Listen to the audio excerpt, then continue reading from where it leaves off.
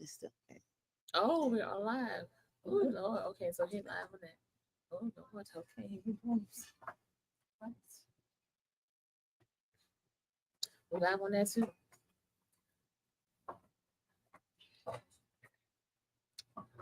Who's that? Oh. All right. All right. All right. All right. We are here tonight. Sorry we're a bit late, but we had to get some logistics in order. Right. So, for those who don't know me, my name is Taiche Griffin. I'm a nurse practitioner, and I'm an owner of TPMS. And we do everything aesthetics and wellness. So, anywhere from Botox fillers, weight loss, IV infusion, body sculpting, laser hair removal, things of that nature. And tonight I have my co-host. Her name is Mica, my aunt, and Speak up. I need to speak up. Yes. Okay, I'm Mica, my aunt, y'all, Mm-hmm. and I am here. I'm a registered nurse. On my way to be a nurse practitioner, just like this lady sitting next to me. Okay, so yeah, we hear y'all, and we got some information for y'all. Okay, so I wanted to do something a little different. So you probably seen me on other speaking panels, other podcasts, but I wanted to create something that was medical based with a twist, right? So I wanted to create something that was relatable to current events, things that are going on today, and have it relatable to medical issues that we may face in our community, right? And so tonight we're going to be talking about a television series. Called The Handmaid's Tale, and let me tell y'all this: I'm really just here for the comments, but I'm here for the comments, okay? Period. But we're here to talk about Handmaid's Tale. If you have seen it, then if you know, you know. But if you have not seen it, honey, you need to know because the show is terrible and it's the most amazing show ever. It's really a great show. Y'all need to check it out. So what we talking about Handmaid's Tale? So when I first saw the Handmaid's Tale about a year or so ago, what intrigued me was, of course, the attire, right, with the red cloak and the white hat, and I was like, "What is this?" Exactly. And so when I was trying to watch one of the episodes, I was like, "Oh no, I can't watch this because it has too much. It's taking me back to 1930s time, and I can't work with it with what we have going on today." That was before the election. The election happened. Wait, what happened with the election? The election happened because, honey, the things that the president was saying, and his constituents that was going along with the message that went over people's heads. The rhetoric. Right? I was like, this is where they're trying to take us back to. They are trying to take us back to the handmaid sign because listen, a lot of things that you see on TV either has happened or is about to happen. Listen, they always got to tell you what they're about to do. So y'all need to pay attention. When they say it's sci-fi, that means it's coming. Just give it a little time. Just give it some time. And so when after the election, I started to watch it, I said, this can happen for real. For real, for real. Because when you think about the election and how much brainwashing and ignorance that is out there, it had baffled me and confuffled my mindset to say confuffled because I just could not understand how people can be misguided on misinformation and take it as they say, gospel. Well, girl, this is the age of misinformation. Is all I gotta say about that. This is literally the age of misinformation, and it's just really a lot going on right now. And Handmaid's Tale does like give you an idea of like, well, like you said, so long ago, how women were treated. I mean, potentially, are we going back down that road to where the Handmaid's Tale is? Y'all really got to see the show because there's really so much that I could tell y'all about the show. But what it comes down to is really fertility.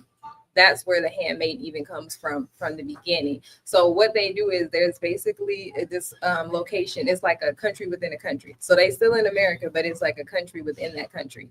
And so these women are infertile. So they go and kidnap honey. When I'm telling you, take them by force, okay? The women that are fertile from another location, from the other country, and they bring them in and make them like slaves, but they call them handmaidens, and what they are basically they're there for breeding. Okay, we just want to get down to it. They're there for breeding. Are they not? Breeding is the magic word. So so what I digested when I first started watching it is they taking they're taking women of power, women that are in the roles that we see today, right? Mhm. So they're taking those type of women's and they're making them into house slaves, right? Women are house slaves that are made to breed. Mhm. And so I didn't get that the women that was the lady in the green dresses, the wives, I didn't take it as them being infertile. I just thought that they created this hierarchy of how things are to be done in the new American society. No, they infertile, honey. So and, those- and a lot of the men was sterile. If you go back and watch it, they was infertile or the men was sterile. They was a union where they could not conceive, whether it was on the man's end or the woman's end, but the union, they could not conceive. So they brought in these handmaidens and forcibly, I mean, I don't want to use the RAPE word, but forcibly made them to have intercourse with them so that they can get pregnant, and then they snatch the baby from them once they wean them, which once again sounds like they're breeding dogs, honey. But that once the baby is weaned, they kick the handmaiden out. She got to go because they don't want this baby having no type of attachment. Like that's their mama, because Mhm. she's not. This woman, this wife, they call them the wives. The wives are the moms, and so this lady gets kicked out after she had this baby, and they snatch the baby from her. It's crazy. Right. And so they go to the next home to be bred to Again. have another baby. Again. So why are we bringing this up? We're bringing this part up of the show because that's what people, the majority are complaining about. They're saying that the majority are not making enough babies to continue to stay the majority because the Black and brown people are producing more than them. And so eventually in 10 or 20 years, we will be the majority in the United States, and they don't want that. They're mad, They honey. don't. So hence why, if you pay attention, that is why they are trying to take away abortion rights. That's why they're taking away the voting rights. It all coincides with making sure that they can grow and multiply and take away the rights of women when it comes to the feminist movement, when we have worked so hard to get where we're at today. Right, because stopping this abortion really don't have anything to do about people that look like us. It has everything to do with people that look like them. Okay, and so at the end of the day, that's another reason why they let certain cultures come in here with no problem. And then you got people that look like us, they give them the hardest time to get into America because they trying to reduce our population, or, you know what I'm saying, put it at a standstill while they try and increase their population because they're dying more than they're reproducing. They're not even replaced. It's not even a 1-for-1 at this point. So even Biden said it. I don't know if you saw that podcast he did with the NAACP, Mhm. but he said we need to learn how to get along because y'all gonna be the majority soon. And I said that part right there. Period. And so hence why they're trying to do everything they can to try to prevent that from happening. Mhm. And as much as we want to live in a kumbaya, let's all, let's all get along, let's all be one, and this, that, and the third. It's hard to do that when you have a government official and officials who are wanting to make sure that they stay predominant in what we have here in America. But really what they're doing at the end of the day is policing our womb, as if, like the handmaidens, as if it don't even belong to you. Them handmaidens is their womb, but the wives owned it. The couple, they owned the womb of the handmaiden. So basically they trying to have rights over the woman's womb. Like this is our body. Okay, we get to decide at the end of the day. But them having, putting all this legislation, laws, and then things into position in order for them to be able to have the control over what we possess. So with that, if you continue to watch the show, you will see how you will have the handmaids, because they were having natural birth. So they didn't believe in epidurals. They didn't believe in cesarean section. Nothing. They didn't believe in any of that. And so they were having natural birth. So the handmaids was doing some kind of chanting while the handmaid is pushing and the wives is holding, and she pushing right along with the handmaid. I don't know what that was supposed to do. That That part blew me, honey. But the wives was blowing and pushing along with the handmaid is blowing and pushing to have to deliver the baby. But here's the thing: a lot of those times the handmaids will be one unable to deliver, so they end up passing away. Two, when they were able to deliver, sometimes the baby was stillborn. And so when that happens, they just threw the handmaid away, put the white sheet over the handmaid, said, "Oh well, let's try again." And so it was mad though, like it was the handmaiden's fault. Like Right. was mad at the handmaiden, right, and they were putting their so-called values, because you know a lot of these things that happen to be under God, honey. You know, and so they was telling these handmaidens how, you know, this is their mission from God, to be kidnapped and RAPE by somebody else's husband to have a baby for them. And so at the end of the day, it just is a very strange process that they end up having to go through. But I don't know how you're mad and upset with the handmaiden for you not being able to have the baby. If they wouldn't get pregnant, they'd be pissed. Like, you're not pregnant yet? Like, honey, I don't control this. right. At the end of the day, your husband probably sterile and you mad. I'm just saying. I'm just throwing it out there. So in relation to the maternal deaths to today, we have that going on right now as we speak. Yes. So in our community, African American women are dying more compared to any other ethnic background. Right? Precisely. Right. And so there are a lot of theories that is out there as to why we have a high maternal death. But it's a serious thing that, as what I've seen, that as much as we want to make sure that doesn't occur, by i.e. having more GYNs who are African American or Latino based, making sure that the nurses who work in labor, delivery, and postpartum are present to advocate for us, it still tends to be an issue.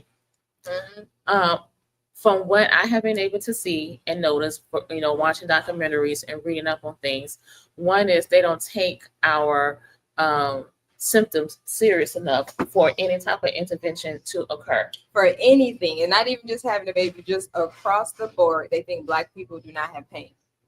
Literally, I've seen it 100 times. People coming in the hospital looking like this, and honey, they're not drug seeking. They're really in pain.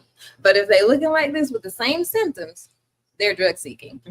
And so we should not treat them because they're just in here drug seeking, as if Black people do not have pain. And literally we do, and we should be treated the exact same.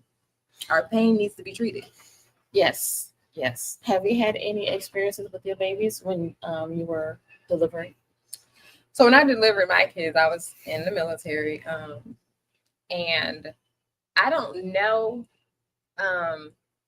necessarily that I had a poor experience, because even if I look back on it now, you know how I get, honey. That's why you have another baby, because you be in You forgot about the pain. That part. But when I was in the situation, I was not a nurse at the time, and so I can't say if I was treated poorly or not. But what I will say is, for my oldest daughter, I ended up getting the epidural. And what I know is there was a malfunction within that, because it didn't numb anything except for my left leg. That's all that happened. And then the lady put her whole arm up to here in my vagina and said she was going to flip the baby, and she was not able to do it. And so that was another issue. But I don't know exactly how I should have been treated in that environment. I also have never worked in labor and delivery. Let me say that. So I don't know how I should have been treated. But in the moment, I can't say that I felt like I was being treated poorly. But once again, I was in the military, so that's a little slightly different. Because when you're in the military and you go to a regular hospital, I feel like they try to give you a little bit more respect. It's like being a nurse and going into the hospital or whatever. You're gonna get some little bit of respect on it. So I can't say. What about you? Well, I had my first baby at a birthing center because that wasn't nice, because I didn't have a choice. I was on Medicaid and I was coming from Tallahassee because I graduated pregnant. And so no doctor would take me except for a midwife. Oh, yeah. Okay.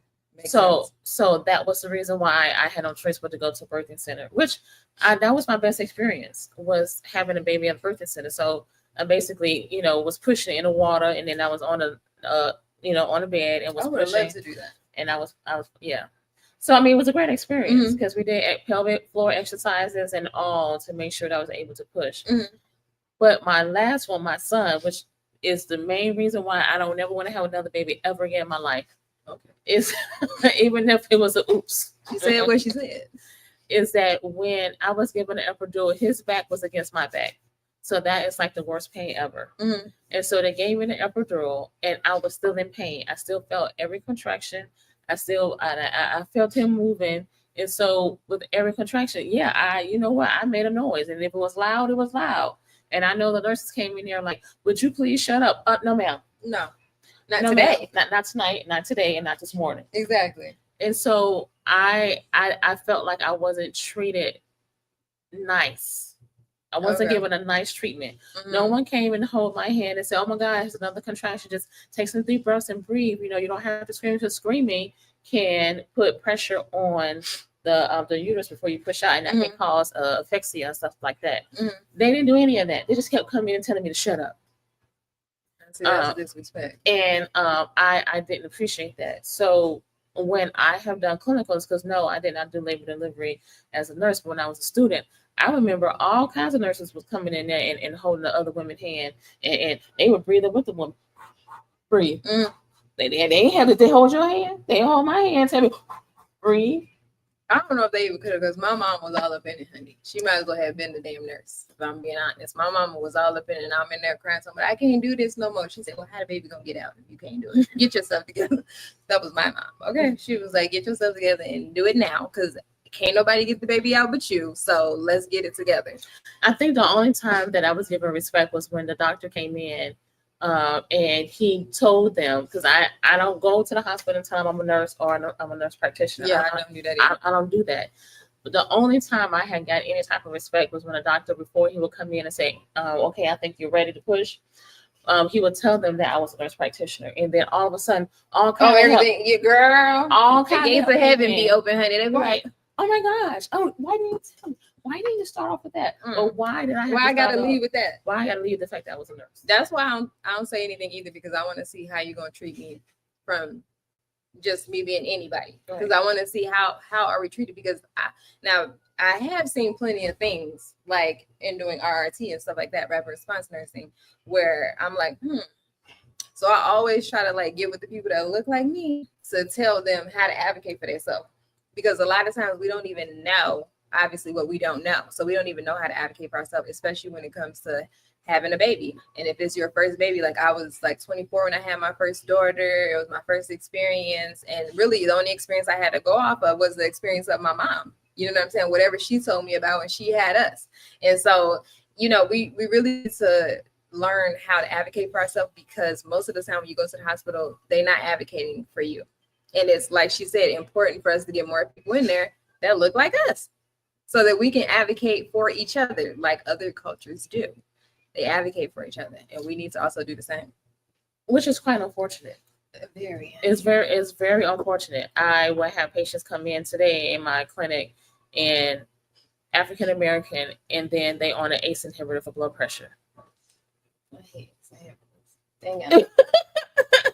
ain't got no business. Don't know goddamn ACE inhibitor. They ain't got no business being on an ACE inhibitor. And I'm like, who, what, and why? As if arbs aren't available. Right. And so it baffles me sometimes when how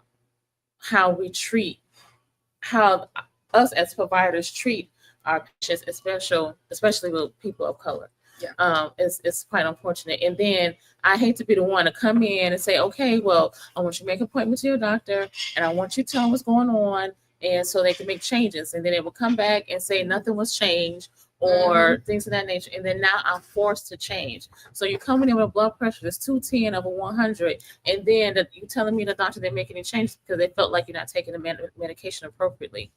And so now when I make the changes, now all of a sudden miraculously your blood pressure is better. Sure, because at the end of the day, they don't care about certain people, and that's just what it boils down to. They could care less, and so we just got to advocate for each other. And I'm talking about across the board, honey, not just medicine. across the board. Black people, we gotta do better. We need to advocate for each other in all different directions.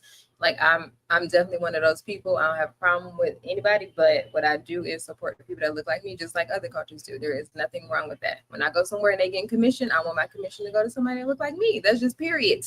At the end of the day, we need to do that. Every other culture does it. It's nothing wrong with it. It's just called, you're going to help your brother or your sister before you help the people across the street, right? Okay, we brothers and sisters. That's it, period. I mentioned that when I was in DC of how I was watching a live on YouTube where a guy was saying, he has a lot of friends with Jews, and Jews support Jews. They don't support hands down. They don't support nobody else. Nothing else but each other.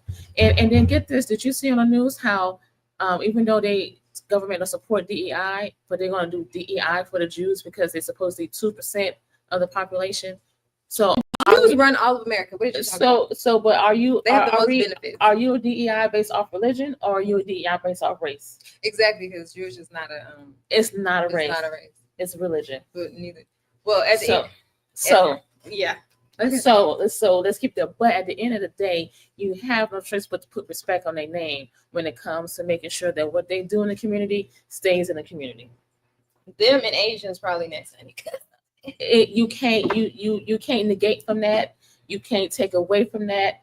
All you can do is support that type of mentality, and we as a people need to do the same.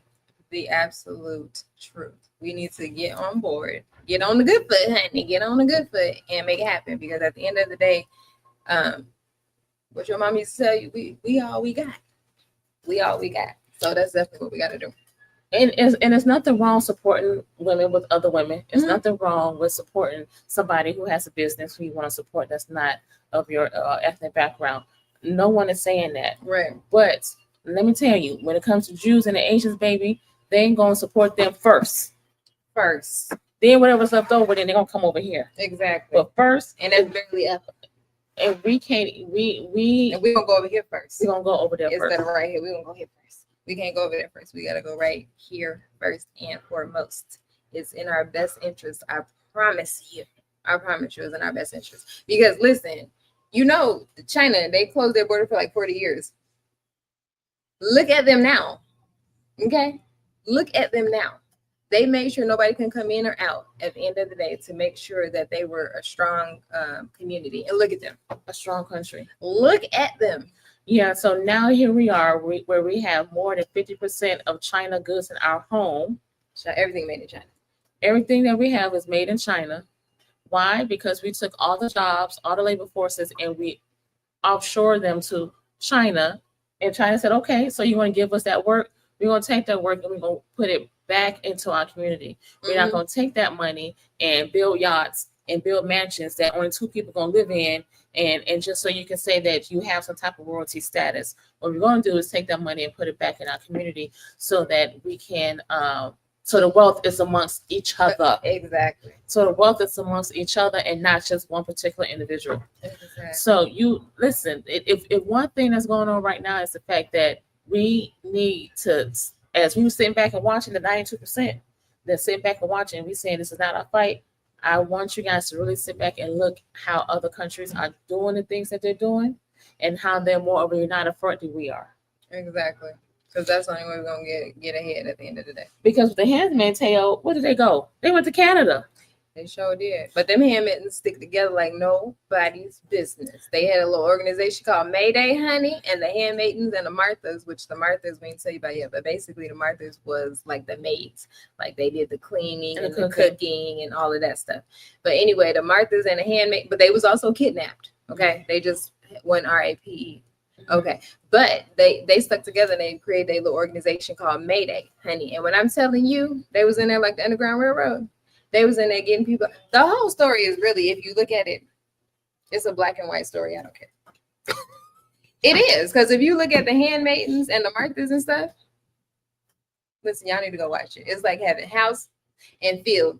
At the end of the day, it's a black and white story. These people, the handmaidens, they created Mayday, which basically, if you really break it down, is the Underground Railroad. They was sneaking kids out. Because not only did they take the handmaidens, let me say this, the handmaidens that came there that had children already, They took them kids and then gave them to new families. Yes. They snatched these people kids that they already been parents to for 8, 9 years, however long, and gave them out to other families, and then still took the handmaiden and made her and bred her.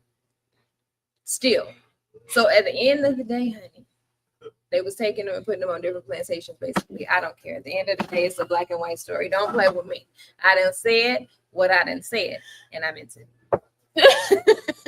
It's a black and white story. I don't care. It's a black and white story. It is. They created Mayday ain't nothing but the but if you look at the underlying message, you said that the handmaids came together. They was a force to be reckoned with. Yes. So this is what I'm saying as what we as a people need to do for each other as a community. Mm-hmm. We need to be a force that's reckoned with. Everybody else doing it. Every other ethnic background is doing it. Everybody.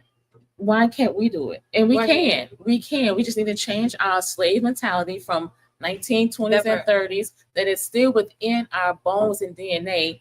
We have to change the mindset. We have to change the mindset in order to be a community.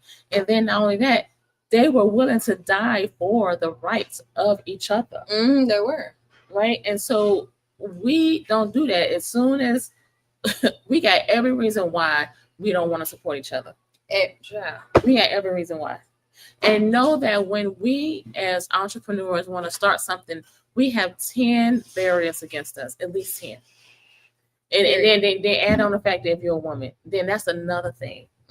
And so what the other people do, listen, I will be sitting at cheer competitions, and then the mothers will come out with a Tupperware booklet and say, can you buy Tupperware for my friend? What is this? I can buy plastic at Walmart. Shut up. I can buy plastic bowls at Walmart. Why am I? And then you know what they'll say? I don't know. I think it's stupid too, but hey, I'm to support my friend. Listen, how can they from bowls to knives to cookies, all of it, to the cooking utensils, the plastic, with to put the butter. Listen, I didn't participate in the goddamn Pampered Chef. Honey. I didn't participate in the goddamn Cutco. Yes, I got my knives. Yes. I got my damn knives. Yes. Why? Because I'm supporting my child. You're supporting the child. You're supporting the mothers, and the mothers are what? The other ethnic background. Exactly. We can do the same, literally. So, but if we spin it back, because we really was talking about how, this infertility thing, and we really was on fertility. We are on fertility. We're on for women's health in general. So exactly. Also, when it comes to maternal health, it's the overall health of a woman, period, anyway. Right? And so what I want to focus on is on menopause. Okay. Right? Because that's another change women go through. I feel like women literally go through the most changes. We go through puberty, right? To your body change. Then you get pregnant, right? And then your body change. And then you had a baby and your body changed some more. And then you go through menopause, and then your body chooses violence. It chooses violence. That's all. Every day it chooses violence. Because the mood swings that we experience, the hot sweats that we got to take off our clothes for, okay? All right? Get naked. Get naked. And let's not talk about the intimacy problems that we can endure, because I don't have those. We're dry. I don't have those problems. Today you don't. And so I had a patient today. She went to her doctor, GYN, not a primary. She went to a GYN. The specialist. Okay. She went to a GYN and she told them, I'm having these symptoms, X, Y, and Z. She did the blood work. The GYN said, yes, you are menopausal. Okay, so what are we going to do about it? Oh, it's just part of the change. You see what I'm saying? You see how we get treated? You see that? That's what I'm talking about. And I said, so tell me, what symptoms are you having? One of the symptoms was vaginal dryness. Mm-hmm. And so when she said she brought it up to a GYN, the GYN said, oh, it's part of the change. Listen. We don't want it. And we don't want it. And let me tell you something. Sexual health is more than just intimacy. I say that all the time. It is. And I told the patient, listen, you being moist down there is more than intimacy. Because if you are dry, you can have UTI infections. Mm-hmm.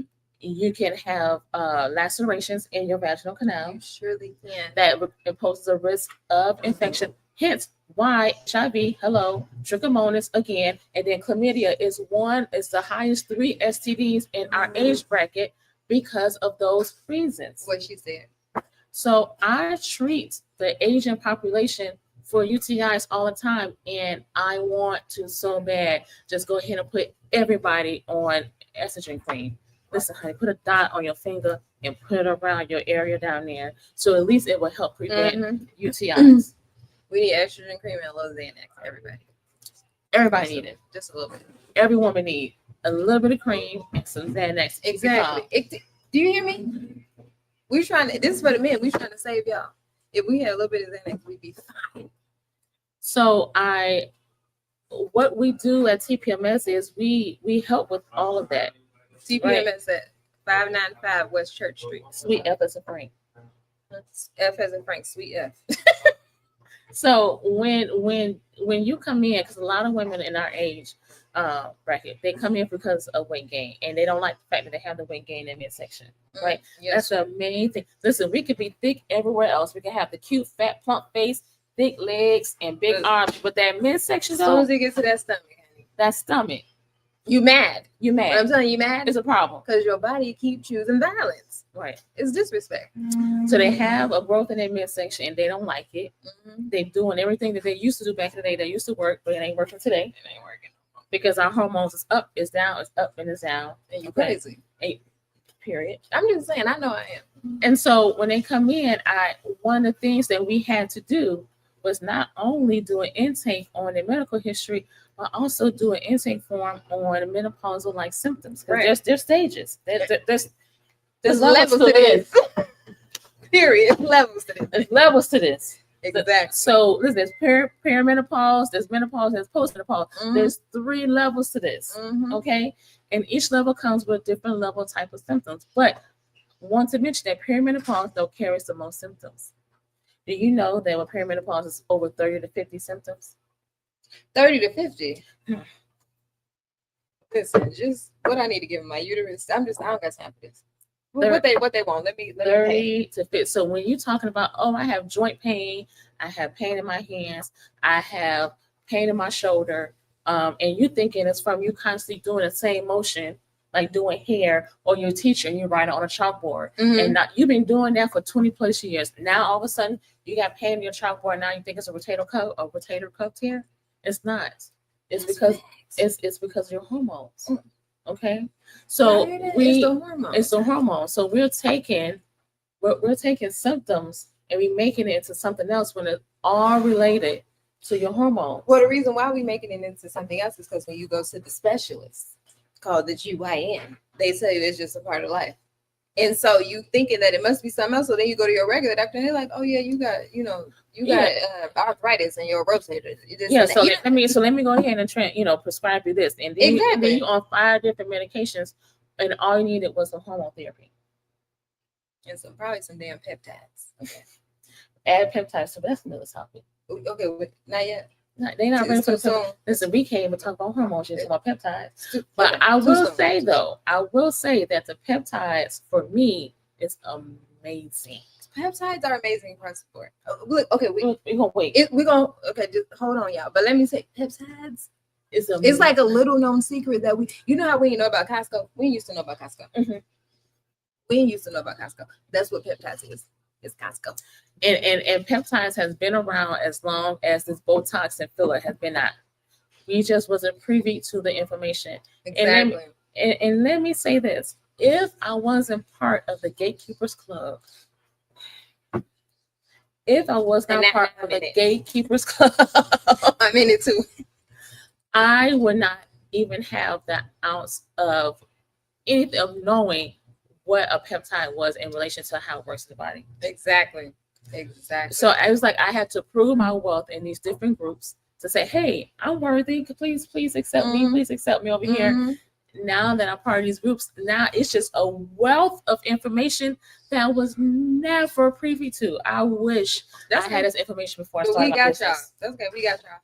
And so that's one of the reasons why we want to come on here and have these conversations. Yes, we're going to talk about current events and different things like The Handmaid's Tale, which I swear you guys need to take the time and binge watch. Y'all need to watch it. It's 5 seasons. They on season 6 now.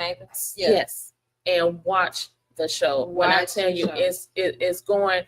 The symbolism that's behind it is It's crazy. It will just blow your mind. It will totally y'all blow your have mind. got to watch. You gonna literally thank us later. But whoever wrote it, they need to be in a mental institution, because it's crazy. The whole thing is just crazy. But I think you're gonna love it because I don't know, it's just so much about it that can draw you in. They got so many stories within stories that you can relate to somebody some kind of way within the show. And not only that, you can relate to what we're doing, what's going on today in the government. Exactly. Like really related to the government. Exactly. Heavy on the government. Heavy. Really heavy on the government. So for all my ladies who are wanting to come in for weight loss, if you're over 40, know that we're going to automatically do a questionnaire for menopausal symptoms. Okay. If you're under 40 and you had a hysterectomy, we're going to be doing a questionnaire of potential menopausal symptoms. Okay. This is a stage in our lives where it is about quality of life. Oh, I'm talking about the soft life. I want the soft life with some quality. I want soft, but in order for you to be soft, I have to take care of your mental. Because I'm crazy. I gotta make sure Keisha is good. Keisha gotta be good. Keisha gotta be moist. great. And moist. She like to be moist. She like to be moist. Okay, Keisha like to be moist. And let me overemphasize that the moistness is more than just intimacy. Okay? Just heavy on the moist. Okay. Heavy on the moist, so that you don't want. There's a reason why Borg suppositories now is like the hottest thing now. Drink your water and mind your business. When you insert the suppository, not only does it reset your pH, right?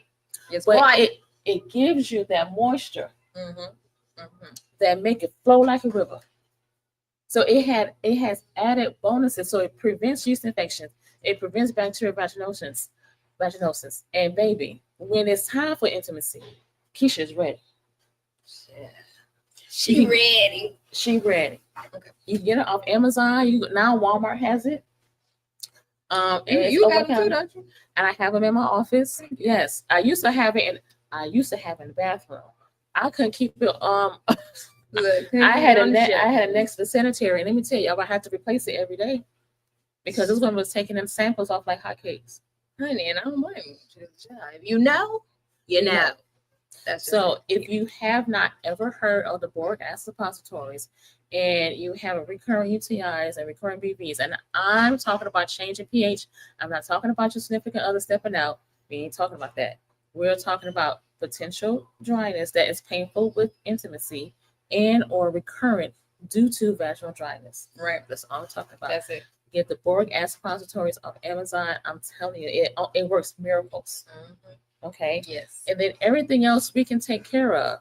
You have to be willing though to do the process. So once we do the intake, the interview process, we have to break it up because it can be hours because we have so many potential symptoms.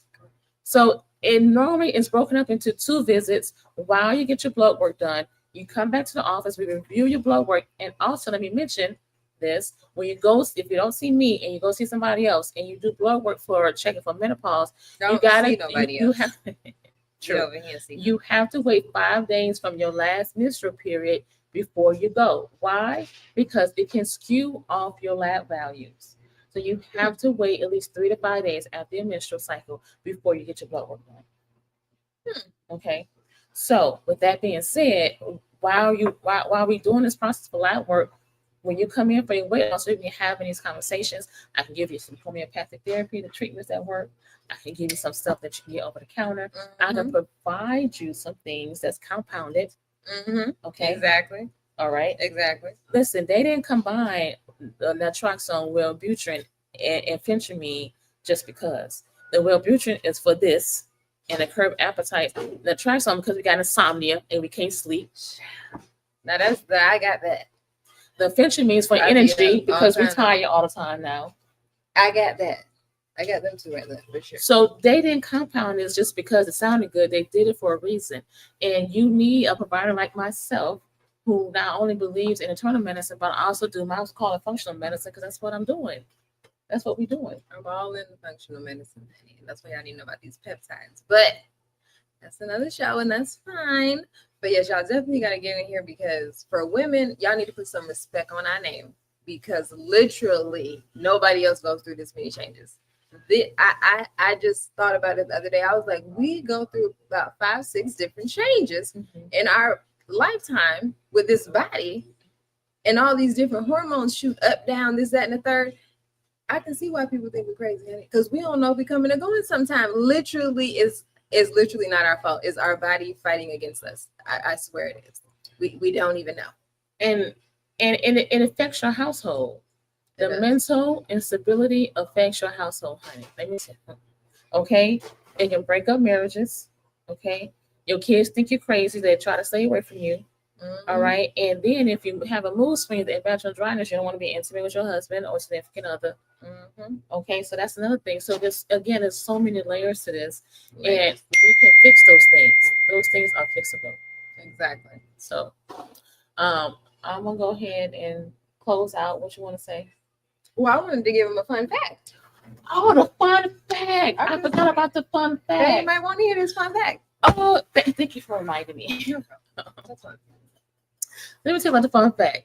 So as I have been researching, you guys know this is the best fun fact too. I just want to answer. It's the best fun fact, and when I heard it, I just was floored, honey. I was floored. If you know me, it's to know that I have. I'm a nerd. I'm a bookworm. I read a lot. I read more than I watch TV, right? And then when I watch the TV, I'm still reading.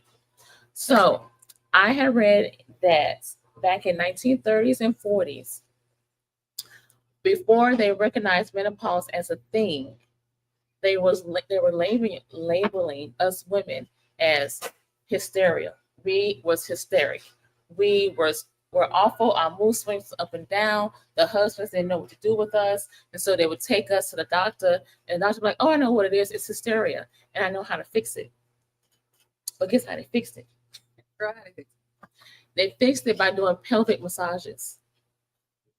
No, that's interesting.